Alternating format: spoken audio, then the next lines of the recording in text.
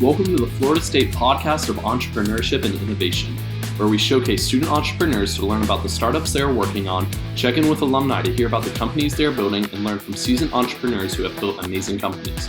Hosted by Mark McNeese, a serial entrepreneur who has started for-profits, nonprofits, social impact companies, and is currently entrepreneur in residence at the Jim Moran School of Entrepreneurship.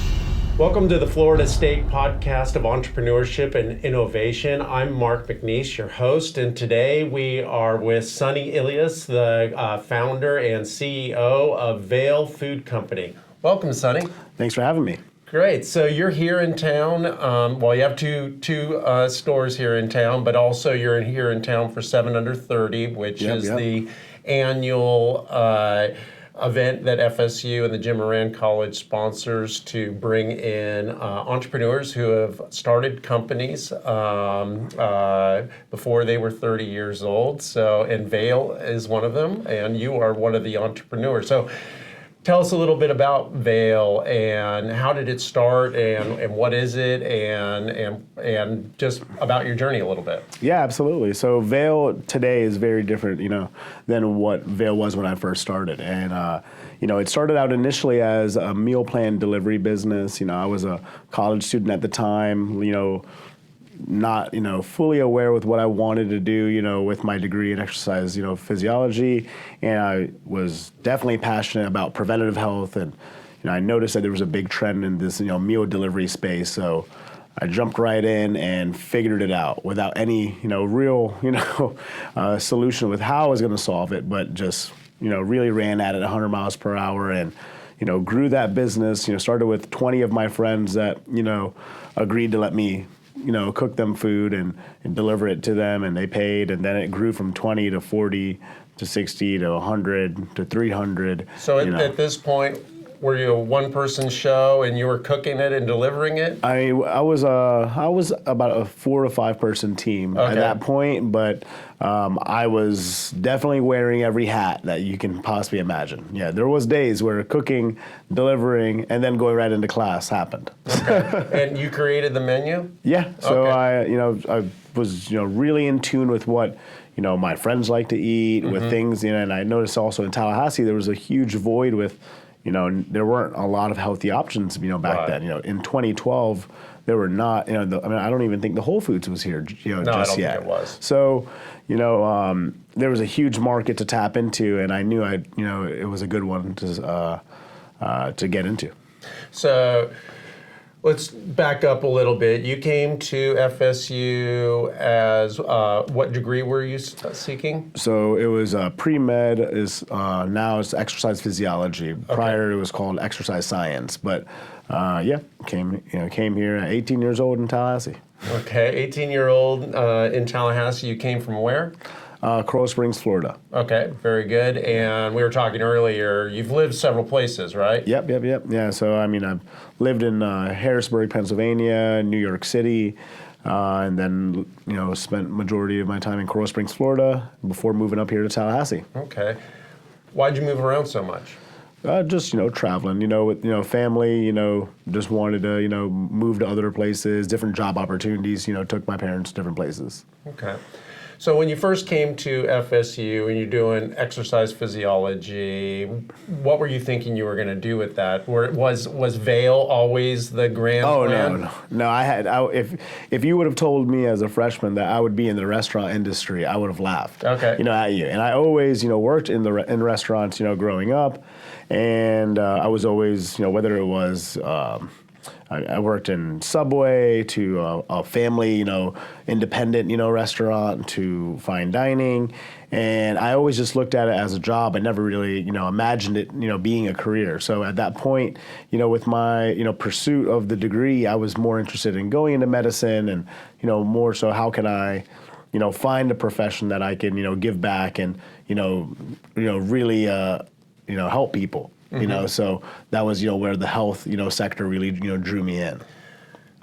So how how do you view what you were doing and thinking that you were going to do? Is there any connection between the two, exercise physiology and pre-med to Vale Company? Is there any connection? Oh or is it yeah, just I random? mean, no, it's definitely there. I learned a ton in my coursework here at Florida State. I took human metabolism. I took a lot of courses where I learned how the human body on a cellular level functions. How foods digest and break down, and it was really eye opening to me to be able to really understand the full circle of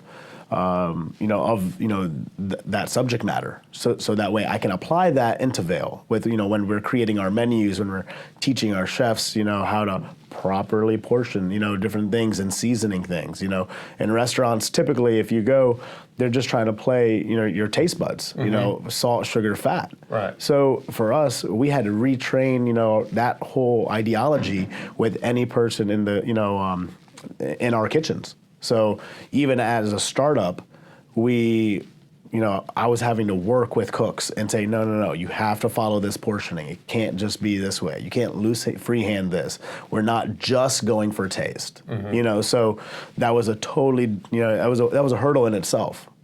So tell me about the pivot from being a delivery service to opening up a brick and mortar. And just for our audience, a pivot is when you've come to a point in your company and you're not getting the desired results. So you make a decision to change directions and do something else. So tell us about that pivot. So I realized there was a ceiling with the meal plan delivery space. It was a very tough business to operate in, but it wasn't, like you said, something that I thought was, the end goal for the company. And I think what really sparked my interest in going into the restaurant space was, the validation that the meal plans brought. If I can convince 300 people, 400 people to sign up on a meal plan, prepay for food, that's enough validation that, okay, we can open up a restaurant. So that was, really my confidence, leaning into going into the brick and mortar space. And, there was a ceiling with, you can get a large portion of people to come in and try your restaurant.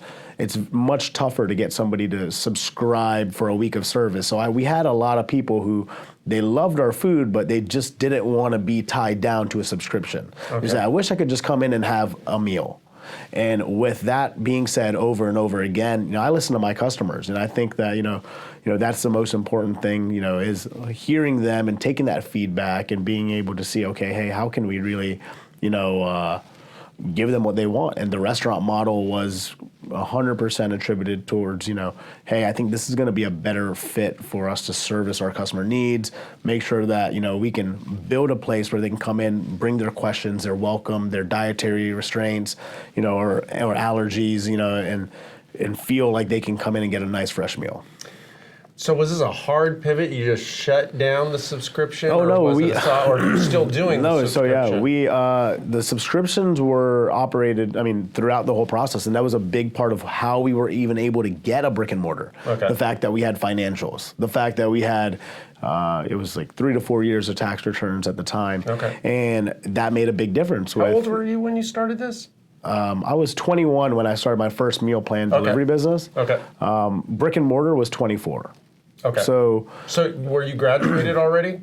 Brick and mortar, I had just graduated. Okay, yeah. Cool. I'm sorry. Go ahead. No, yeah, no worries. Yeah. But it was that was probably the hardest aspect at a young age is you're taking care of running your business today and then what it's becoming in the future. Right. At the same time when it's all jam packed and there's a lot of pressure.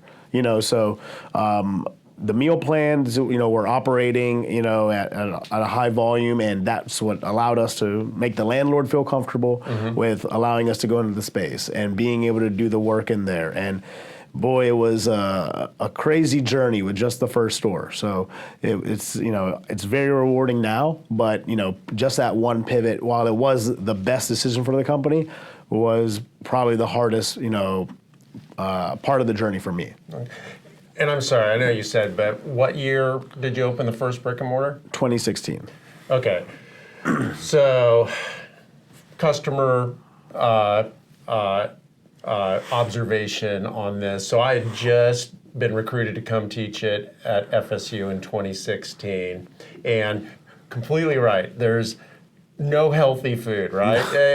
Anywhere around. And I try to eat healthy and things like that. And I start hearing about Vale. And people are like, Vale, and everything. And I'm like, number one, like, I was like, what's Vale? And we were talking to like, just like, okay, how building your brand. But like, it seemed like probably within 2 months, like, it was probably like every week people were like, we're going to Vale, or like, you should go to Vale and check it out. And I'm like, okay, and try to explain it to me. And they're like, well, it's kind of this healthy bowl thing where you can like, I'm like, okay, healthy bowl thing. I'm like, okay, I can do that. So I remember going the first time I went to Vale. And walk in, it's a very cool space, right? Very modern and minimalist, I would say, and simple.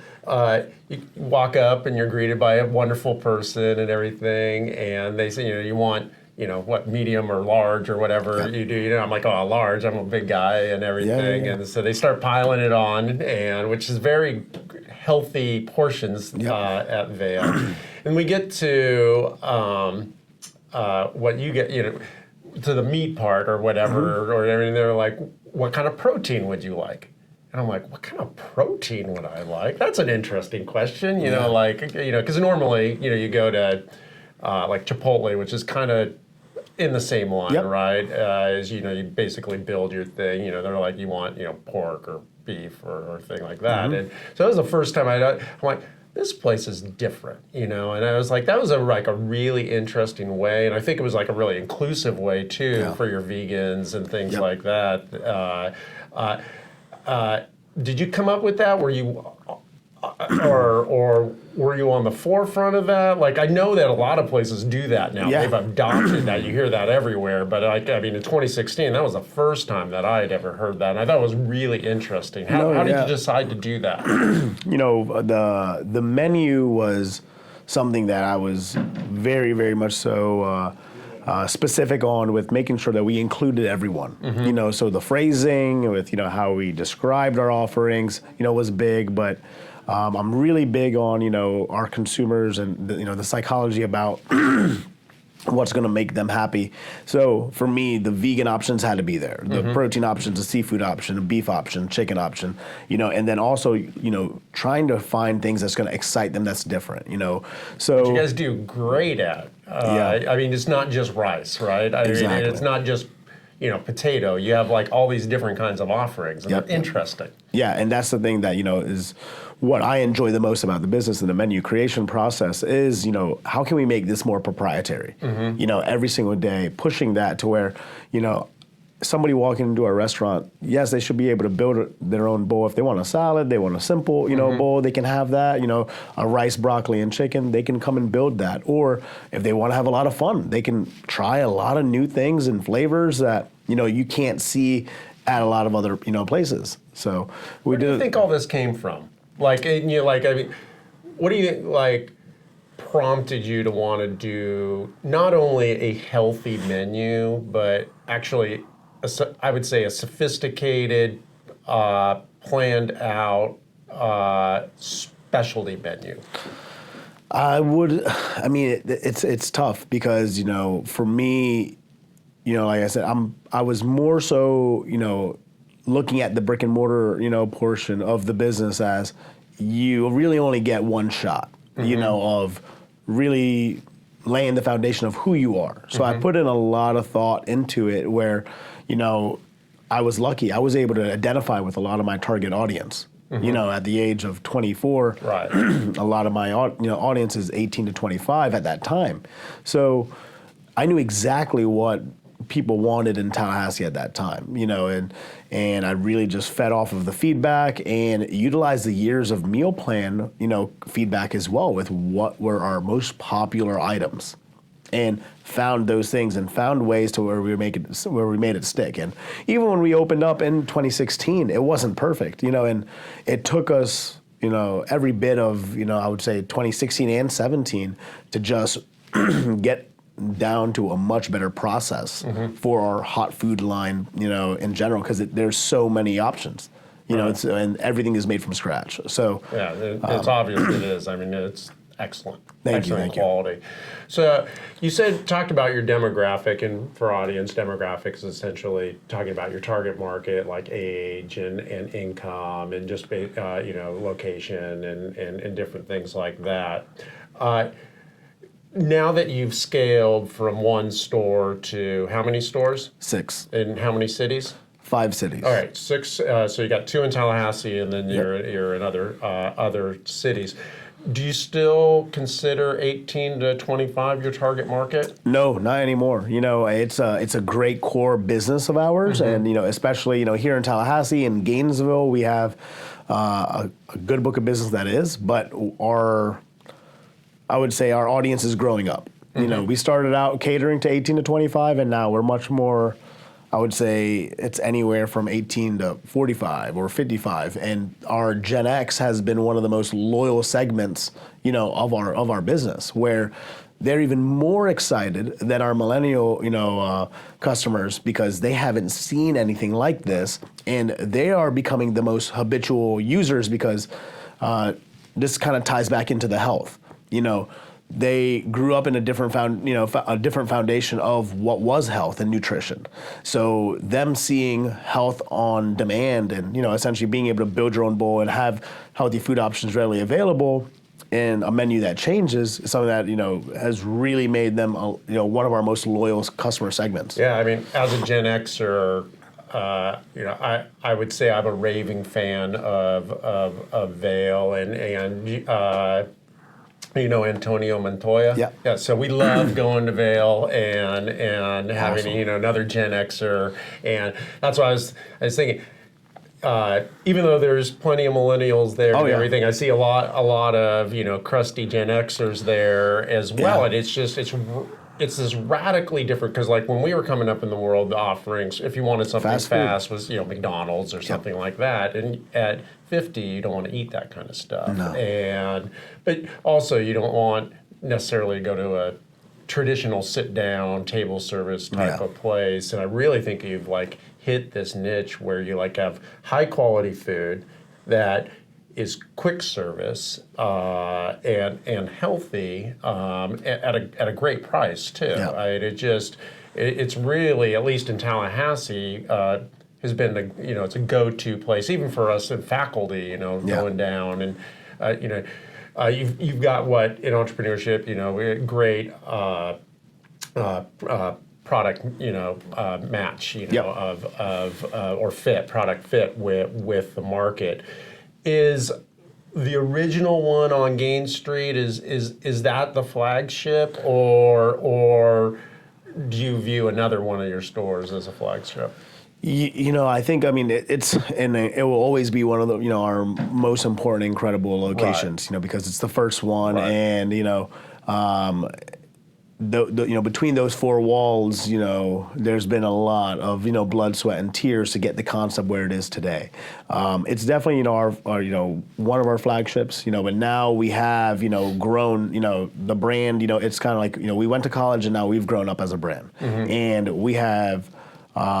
Just like our age, our target audience of 18 to 25 at that time of who we were feeding, we grew up as a management team where my managers back then were maybe not as, seasoned or as mature, and now we are attaining, much more diverse, managers, that are working with us that can give us, some really good, operational efficiencies throughout the state. But we have a flagship location in downtown Tampa, where we have a 3,000 square feet restaurant. Oh, wow. In the heart of downtown Tampa. It's one of our busiest locations, and then we also have another one in South Florida. We opened up South Florida flagship in Fort Lauderdale. So I took a very unorthodox approach to growth, where instead of putting everything in a cluster, where a lot of restaurants, you get so many more, just benefits of savings when your stores are closer together, because you can cross-utilize employees, management, yada, yada, yada. So I took an unorthodox approach where I was always real estate driven. We have to be in the right spot. Okay. Vale has to be positioned in the right neighborhood that has a tremendous need for this niche, and then also having a high density of work time, workforce, or or students somewhere where there's a high density of people. Mm-hmm. So for me, a lot of my decisions on the growth has not been, it hasn't always been about, is this the best business decision? But can we, but is this the best location for us to get? Okay. And we don't want to let a location, get by us if we truly know it's the right one for us. So that's something for me that pursuing growth throughout the state has been a challenge, but mostly we're looking at communities. Hey, when we opened in Jacksonville, there was such a massive need for a healthy restaurant, and that city has responded so well to our brand, like almost in sincere thank yous, of us opening, because they had such a strong need for us that even when I went to Jacksonville, I had I lived in Tallahassee for 7 years. I never went to Jacksonville for some reason. Right. And I went there and I left, after doing a ton of market research and looking around and seeing, what was there, what businesses were or were not there. And I said to myself, there's no way I can't open up here. This community needs us. Like, there was hospitals everywhere, places, communities everywhere, prominent downtown. And I said, I have to do this. It was bigger than just the bottom line. And we were talking earlier, you look at Vale as preventative medicine, right? Yep. It's not just food for you. Yep. Can you unpack that a little bit? Yeah, absolutely. So, like I said, you can come there and eat, super healthy, but we also it is a build your own bowl, and we have people who do not treat it that way. Yeah. So, while our intentions are very much so on the health, we are really trying to break down the stigma of healthy food and making sure that, people don't feel intimidated by it, and for the things, for the biggest reasons why I even started is to make healthy food convenient, affordable, to have variety, and to taste delicious. Those were the 4 biggest pain points that I saw in the market, where people are like, oh, it's not convenient to get it. It takes too much time. Right. It's so expensive.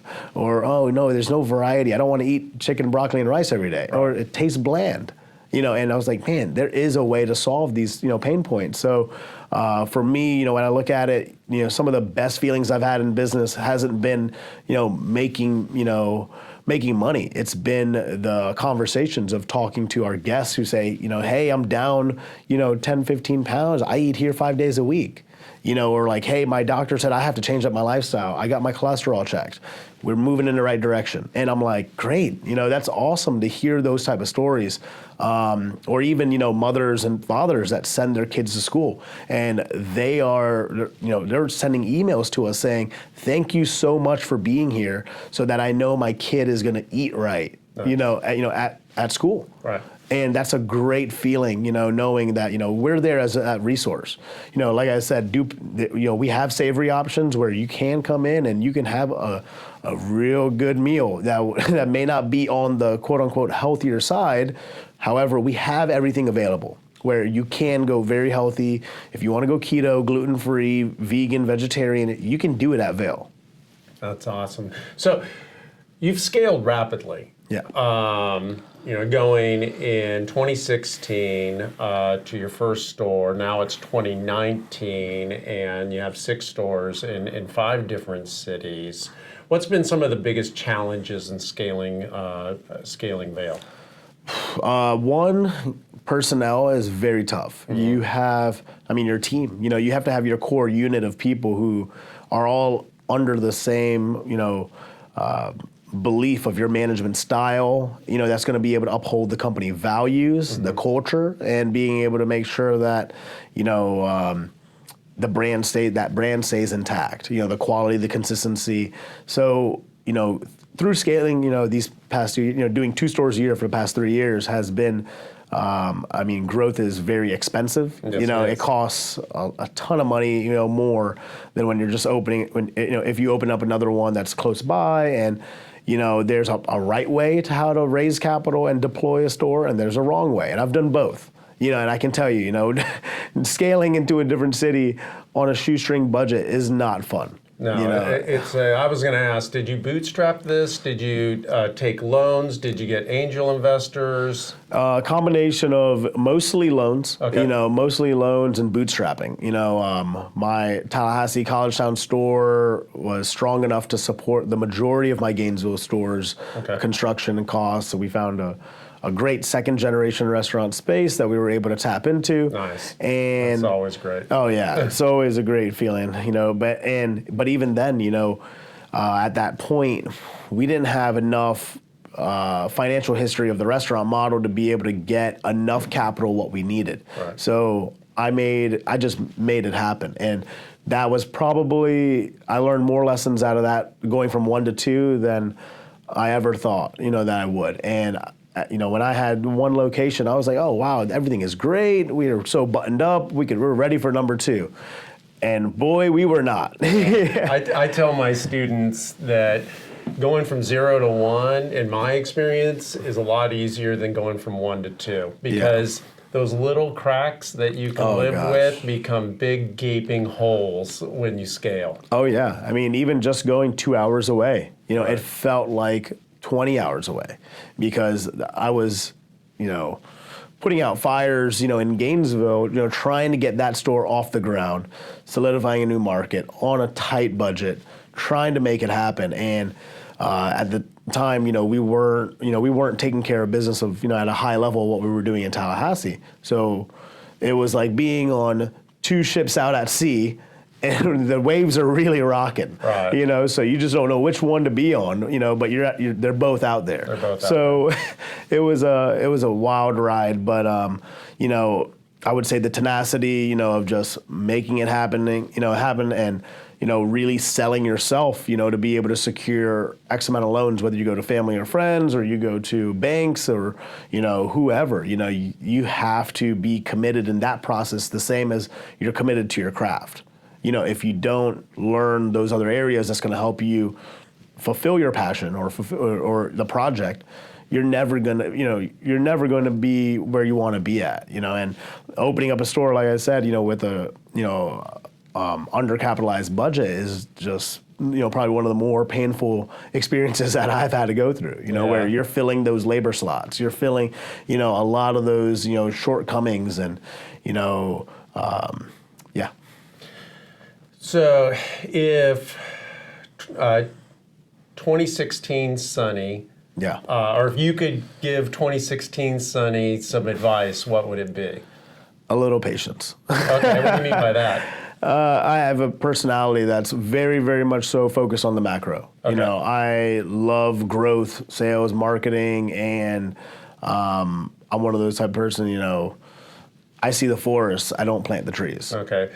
So do you have a COO? Have you made that hire? I have yet? a VP of operations, not a true COO, but I have a VP of operations who now is very helpful at, making sure that our operations are buttoned up and our infrastructure is constantly being added, and we're not going periods of time without certain quality checks and audits and things like that internally as well. So, yeah. Okay. Yeah, that's, you've talked a couple of times about your team. Are you happy?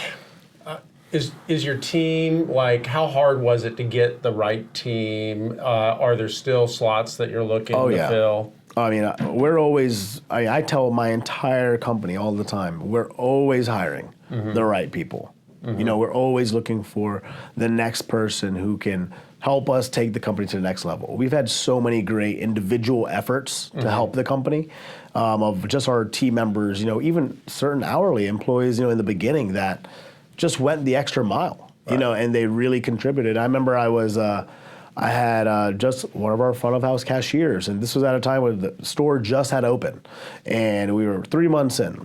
Last thing I'm thinking about is like operations at this point. I'm just trying to make sure everything is running day to day, and she presented to me, a new cashier guide, and I was so taken aback that she took the initiative. I didn't tell her, but she just knew the company needed it. Right. Which, in retrospect, it's always it's very funny. When your hourly employees are like, here, let me help you out a little Exactly.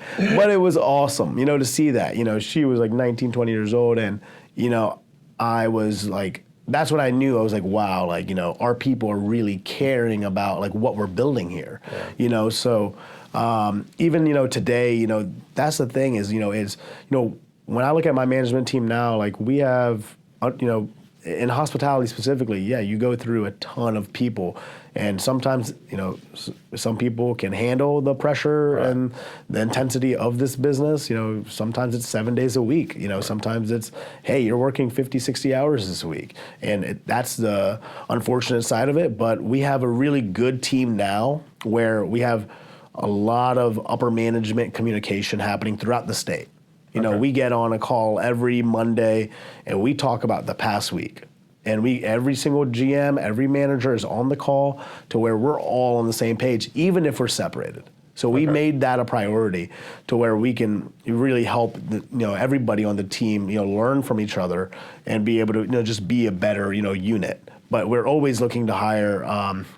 We're definitely going to be pursuing more growth and looking for more operations people, more in a CFO, a CMO, those type of roles, COO, as those slots need as we grow, those slots need to get filled. Is your business model? Are you just going to be all company-owned stores, or is there franchising in the future? We have probably a list of 100 plus franchise requests. Okay. But we, at this time, I don't think I would be doing them the right justice by going down that route. Okay. For me, selling a franchise, right now is a great way if you want to make a quick buck. Right. But for me, that's not why I'm in this game. I've never been in this industry for, the bottom line or the money. I'm passionate about what I do. I'm blessed to be able to work at what I love every day.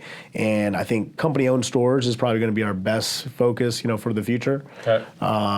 And in the, if that changes in the future, if we feel like everything is very buttoned up and I can give a binder to somebody and they can uphold our quality, where it needs to be at, maybe we may segment into that. But it just depends on, where we're at with growth and how aggressive we want to be. Maybe doing something more strategic with like a group, that is, already, running X amount of operations that understands it, but possibly not the one-offs. Yeah. Have you read Ray Kroc's book, Grinding It Out? Oh, yeah. Yeah. Many times. I was going to say, read that before you go to franchise. That's a crazy book. Oh, that's a great book. For those of you who don't know, Ray Kroc, he considered himself the founder of McDonald's, even though I would say he stole McDonald's. But he's the one who brought it into franchising. Absolutely, yeah. So... what's next? I mean, you're talking about scaling. You got all these things. You've been doing 2 stores a year. Are you gonna keep on that track? Are you looking, in 2020, are you gonna be in another state?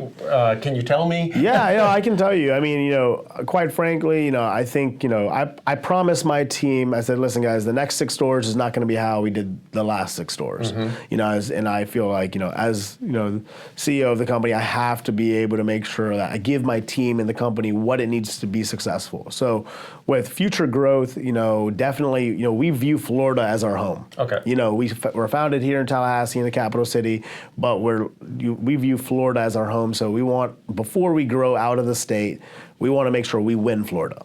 So we have, growth in Jacksonville, Orlando, Miami, other parts of South Florida, possibly, the west coast of Florida as well, with St. Petersburg and other areas, really isolating hubs where people want our food in high demand and where we can be of value to those communities. So we want to win Florida, grow here, and then, possibly, maybe in 2021, 22, start to bridge out into Atlanta or maybe one of those other, cities that's in the Southeast. But, for me, I still take it, one day at a time, looking at, what is a more methodical approach to growth.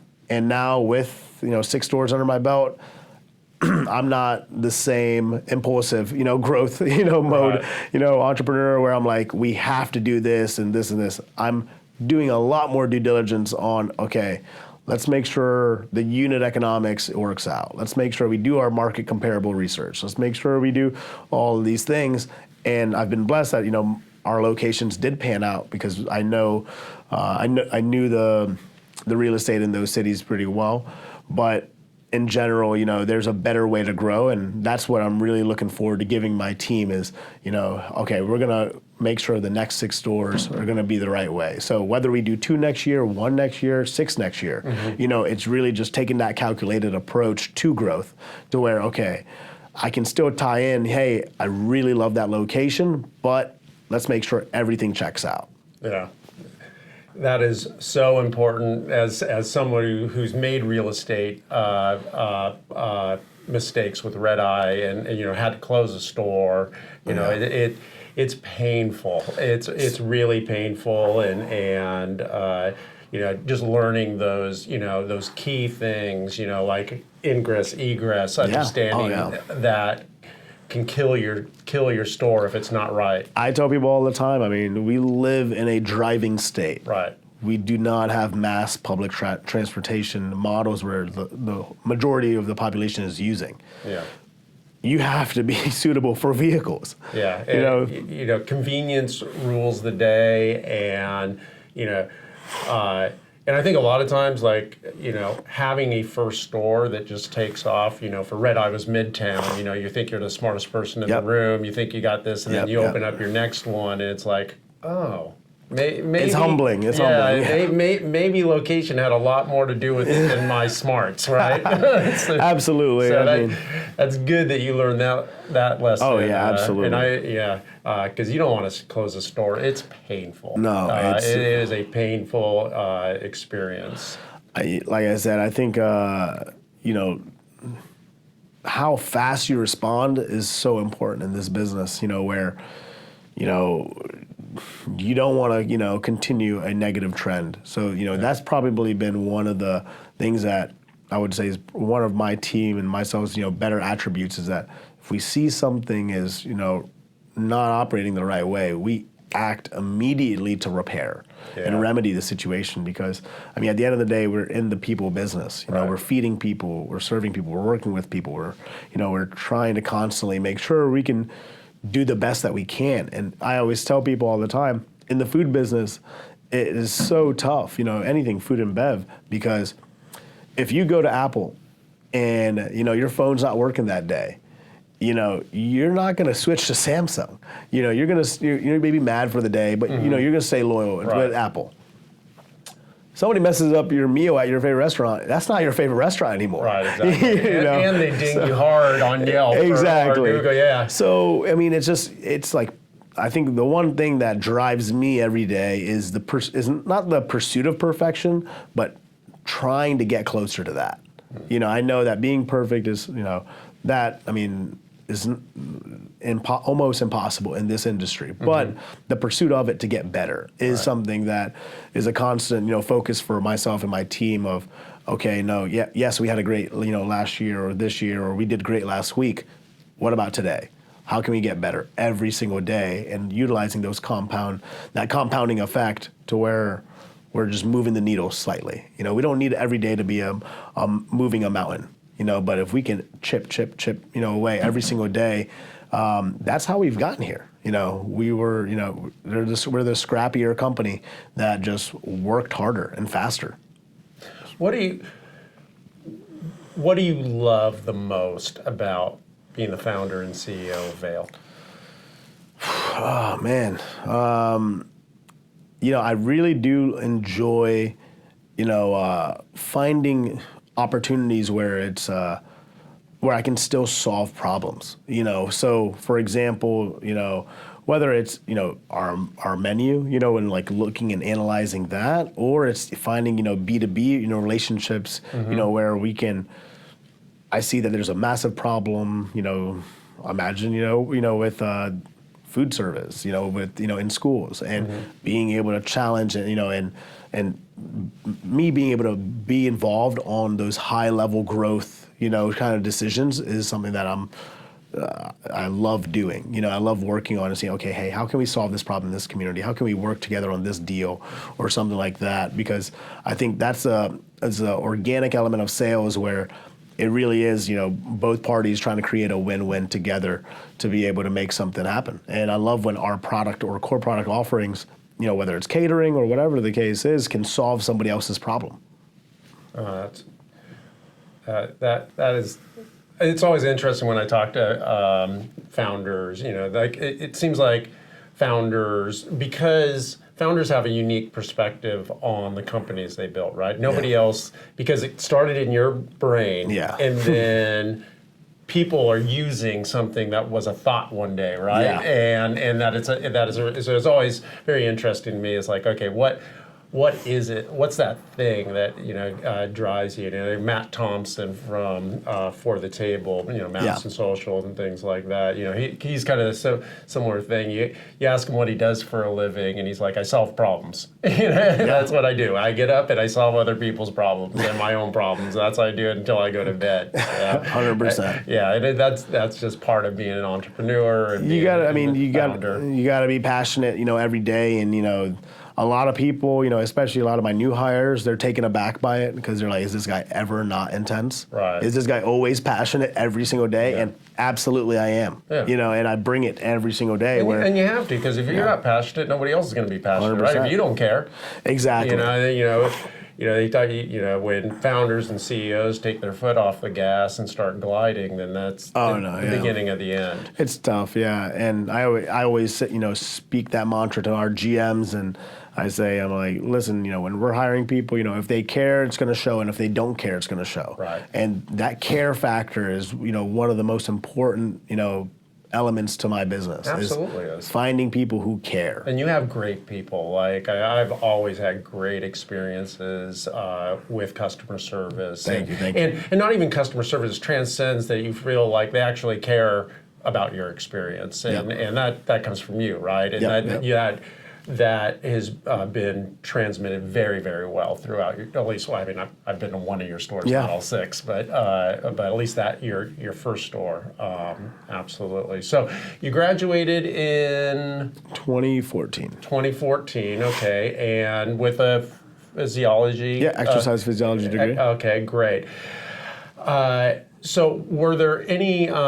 How was your experience at FSU?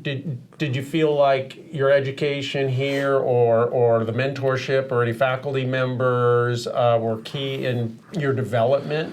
I would definitely say yes. For me, because I was in the College of Human Sciences, I learned so much, and I leaned on early on with my meal plan side. I went to, Dr. Panton and Jennifer Farrell, who's, they were two of the professors in that, college, and I talked to them about my meal planning programs and like, hey, I'm using this process and this is this, and they gave me some really good feedback and helped me through that process.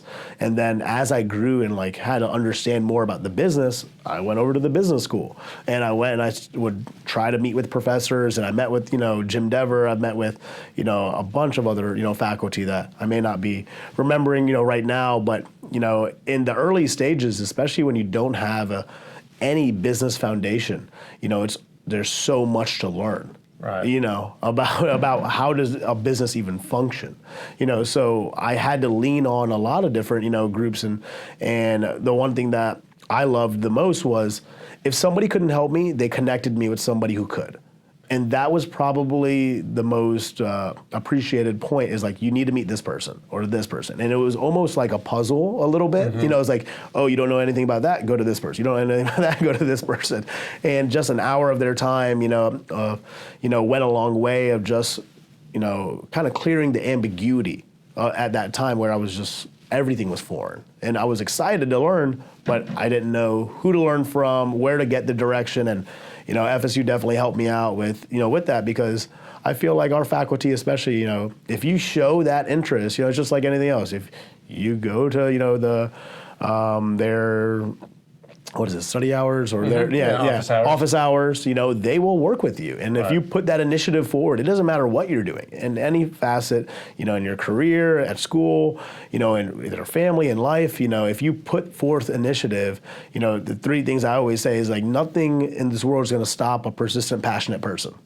You know, there's no business, you know, anything or barrier that's going to get in your way. If you're just constantly, you know, moving that forward, people are going to get around and about, you know, what you're doing. Yeah. One thing has been interesting for me coming and being a faculty member at FSU and just kind of like learning this culture of collaboration is unlike anything I've ever seen in any other college or university. Like you were saying, there seems like to be this open door, and if you take the initiative to walk through that door, even if that person doesn't know or can't help you, like they'll use their network to help you get a little bit closer. And the resources here at FSU and the depth of knowledge and connections, it blows me away when students don't take advantage of it, because especially for entrepreneurs, I mean, you're never going to have this kind of opportunity where people are going to leverage their networks the way they will for a student. Absolutely. I mean, well said. So, well, I'm excited about listening to you speak this afternoon and at 7 Under 30. And hey, if you're in the state of Florida, it's 2019.